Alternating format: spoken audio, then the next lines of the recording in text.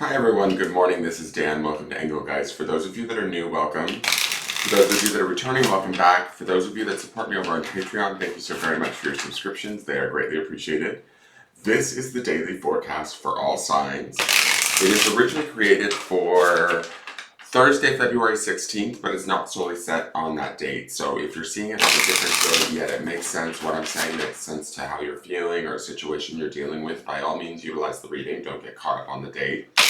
For those of you that watch regularly, we are building upon the Sunday reading. So for those of you that are new, if you hear me talking about cards that you don't see in the reading, I'm referring back to the Sunday reading, which is the underpinning energy for the week. And that is usually found in the lower left-hand corner at the end of this reading. If this reading doesn't fit, the dogs are being like, they're causing a ruckus this morning. If this reading, hold on one second. You guys, I just made the bed. I don't want you guys trashing the bed. Go play in the living room. If this reading doesn't make sense, guys, that's okay. It doesn't mean anything's broken or wrong. It just means you might be working on something different at this time. So don't worry about that. Basically, it's kind of like a take what you need and leave the rest sort of reading. For those of you that are new, please check out the drop-down menu underneath any of my daily videos. In there is some housekeeping rules, things I want you to think about, what decks I'm currently using, how to follow me on social media or request a private reading through those two. Oh, there's my alarm again. I gotta remember to turn that damn alarm off. It's the third time it's happened this in a row. How to request a private reading from me. Know that I won't ever solicit you for a reading. If somebody says it's me trying to sell you a reading, it's not. You have to request one from me either at the Facebook business page or through my Instagram account. What's the other thing I was going to say? Oh, easy ways to support the channel. By all means, please, if you enjoy the content, hit that thumbs up button. Subscribe to the channel. I do daily content. And share the video out with your friends. Let your friends know that I'm here.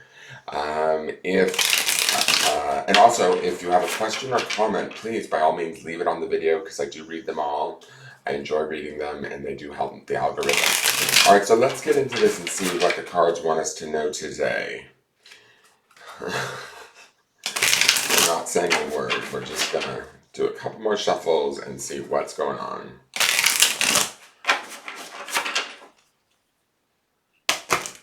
Okay.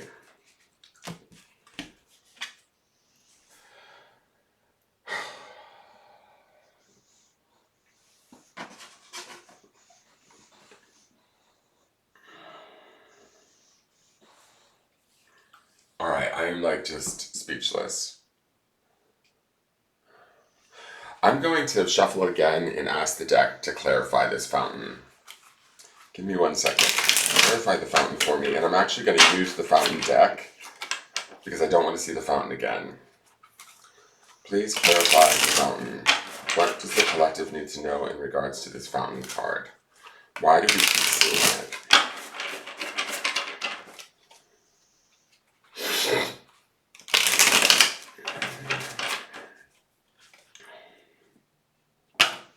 This card, for those of you that are new, has come out like the majority of this month. It's like ridiculous.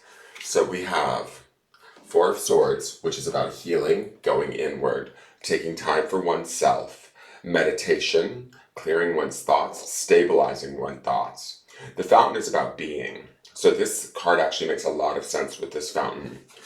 We have the Nine of Coins. So this is the Nine of Pentacles. This is about independence and celebrating that independence, understanding that we have everything that we need at our disposal. We may not have the relationship that we want or the, others in our lives the way that we want them to be, but we have everything within us is what I feel like this is trying to tell us. And then the last card is the Nine of Wands. The Nine of Wands is about working smarter, not harder. And God, thank God I'm doing this because we get to see some of the beautiful art in this deck. Because I've wanted to work with this deck for so long, and all I keep seeing is this damn fountain card. Nine of Wands is the spirit, right?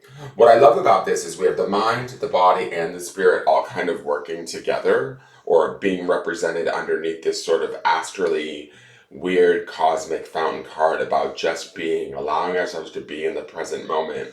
The mind being represented by the Four of Swords represents being in a very clear space, or at least setting up that clear space for ourselves to gain clarity, to communicate more clearly, to give ourselves some peace, to quiet out the outer voices, to withdraw into wherever it is that we need to be mentally so that we can find stability, clarity in our thoughts, and peace, really.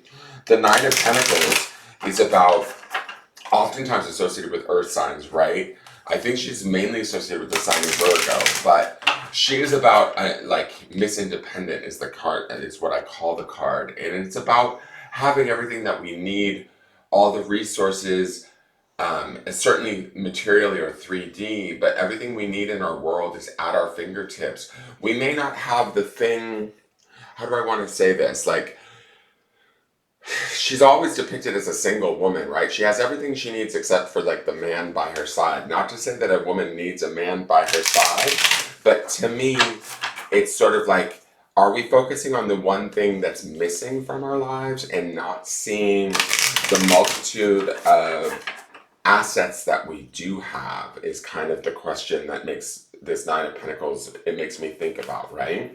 We do have the ability to manifest and take care of ourselves, to supply for ourselves. We don't necessarily need it from someone else or some other situation to provide us with that validation or that affirmation that we're deserving. The Nine of Pentacles, she understands that she's deserving. She's done all the work and creation and taken all of the steps to put herself in the position that she's in. And that position is actually a much better position than maybe we're actually seeing it. And that might be what the fountain is trying to remind us of, is connecting to our world in a different way, allowing it to just be and seeing it from a different perspective. The Nine of Wands, and what I find really interesting about this Nine of Wands in particular, just the design of it, the Nine of Wands is always about taking a struggle from the past or learnings of the past, battles that we've been through. And I mean battles like metaphorically, you know, like struggles, aversions, roadblocks, things like that. They ultimately end up educating us. Yes, they're not the easiest, but they teach us at a deeper level, at our soul level, and they teach us how to work smarter, not harder. The one thing that I love about this gentleman in his very design is he's taking his wands and he's using them as a ladder to build, to climb higher to the top of the pyramid, to gain more sort of spiritual wisdom and knowledge. Yes, it's work. Yes, the climb is hard. It may not be easy. At times it can be treacherous. But to reach the top of the pyramid, or to gain that insight and that wisdom, is sort of priceless to him, right? And he's willing to take the risk, or willing to put in the work to take the lessons learned from the hardship and use them in sort of maybe different ways, or in ingenious ways, to achieve something new, something different, something more aware, some sort of higher spiritual knowledge from this, right? And he's definitely working with those experiences, working with those wands. And instead of building, like in the normal depiction, there's like a wall that's being built where he uses them to protect himself. In this design, sorry if it's kind of out of focus, in this design, he's actually using them to build a ladder to get himself to the top of this peak, to the top of this pyramid. And to me, pyramids are highly spiritual symbols. That's why I use one in the beginnings of my videos. It's like we're climbing to a higher awareness, a higher sense of self, a higher self of not only self-satisfaction, but also self-sufficiency, with the Nine of Pentacles being here. And the self-awareness comes in the Four of Swords. There's something going on here where we are emerging, I want to say, with these three cards, more whole, more complete, with a better understanding of who we are and what we deserve. Does that make sense? And a willingness to sort of give ourselves that. Now let's go to the healing mantra. We've seen this card before. It's invoking self-realization. And that's kind of what all of these cards here are about, is the self. The self in the mind, the self in the physical, and the self in the spiritual. Each breath confirms how awake I already am. And I'm going to read you the next one, right? Which is honoring adversity. And that would be the orange that we see in these wands that he's carrying. Do you see that color match there? He's honoring that adversity by climbing that ladder, by building that ladder through the hardships he's been through. He doesn't take them in vain. He doesn't just go, oh, well, that was a screwed situation. Didn't that not work out in my behavior, and feel sorry for himself? No, he uses it to build, to climb higher, to go further, to learn more, right? The other thing I'm just going to point out is this card, and I don't know if this is for everyone in the viewership or if it's just for me, but this was sticking out in the wrong direction. From the very bottom of the deck, when I set the deck down, it says, my losses prove how deeply I loved. And it was upside down like this. This is what I read off of it. I don't even know the name of it. It is processing grief. So interesting. I am going to read to you the invoking self-realization, if I have the right book. This is about spending time with ourselves. Like this month, maybe because it's a shorter month, this is the month that we're supposed to be going inward and doing sort of our own internal work, understanding and appreciating ourselves, I think. And I think that's what this fountain is about, allowing that to like emerge and flow forward and allow ourselves to just be in the moment that we're in, so that we can understand what we have to offer and what we have to give. Not necessarily to others in other situations, but to our own self, for our own evolution and growth.